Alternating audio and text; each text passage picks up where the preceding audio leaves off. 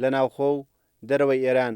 ناڕەزاتەکان دژ بە سزادان و لە سێدارەدانی خۆپشاندەران لە فراوانبووندان و دەیان زانکۆ و گروپ و سندیکا داوا دەکەن بۆ فشارخستنە سەر دەسەڵاتداران و ناچارکردنیان بەڕاگررتنی سزای لە سێدارەدان 3 ڕۆژ مانگرتنی گشتی ڕابگەێنرێت.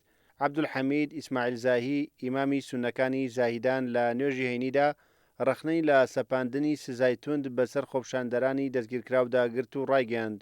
زۆرینەی ئەوانەی دەستگیر کراون منداڵ و گەنجن و پێویستە دەسەڵاتداران مامەڵەی توندیان لەگەڵ نەکەن و ئازادیان بکەن. ئیمامی سوننەکان وتیشی سەپاندنی سزای لە سێدارەدان بە تۆمەتی دژایەتیکردنی خوددا ڕێگە پێدراو نییە و پێویست ناکات گەنجانی ناڕازی بکوژرێن. هەروەها داوای لە دەسەڵاتدارانی ئێران کرد واز لە سەرزەنشکردنی گەلی ئێران بهێنن کە هەوڵ بۆ ئازادی هەموو پێکاتە نەتەوەیی و ئاینەکان دەدات و کارێکی هەڵەیە لە ئێران جیاکاری لە نێوان هاوڵاتیاندا بکرێت.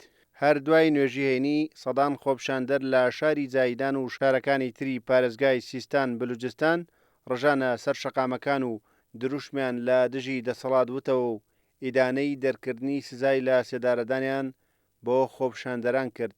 هاوکات لەگەڵ زیادبوونی ناڕەزایەتیەکان دژ بە جێبەجێکردنی سزای لە سێدارەدان بەسەر خۆپشاندەراندا 34 زانکۆ و گروپی گەنجان و کۆمەڵە و ئەنجومەنی کرێکاران لە ڕاگەنراوێکی هاوبەشدا داوایان کردووە لە 19 مانگە تا 21 مانگ مانگرتنی گشتی ڕابگەێنرێت بە ئامانجی فشارخستنە سەر دەسەڵاتداران بۆ ڕاگررتنی بڕیاری لە سێدارەدان و دەستگیرکردن و سەرکوتکردنی خۆپشاندەران بە تایبەت کە بڕیاری لە سێدارەدان بەسەر 2 خۆپشاندەردا جێبەجێ کراوە.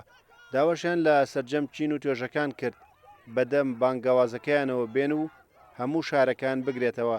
هەروەها ئەنجومەنی ڕێکخستنی خۆپشاندانەکان داوای لە کرێکارانی گرێبەستی نەوت کردووە ڕۆژانی 24 و 25 و 26 ئەم مانگە مانگرتن ڕابگەێنن. 90 ڕۆژە خۆپشاندانەکان لە شارەکانی ئێران و ڕۆژهەڵاتی کوردستان بەردەوامە و بەپێی دوای ئامارەکان لانی کەم 416 کەس کوژراون کە 51 کەسیان تەمەنیان لە خوار 18 ساڵەوەیە.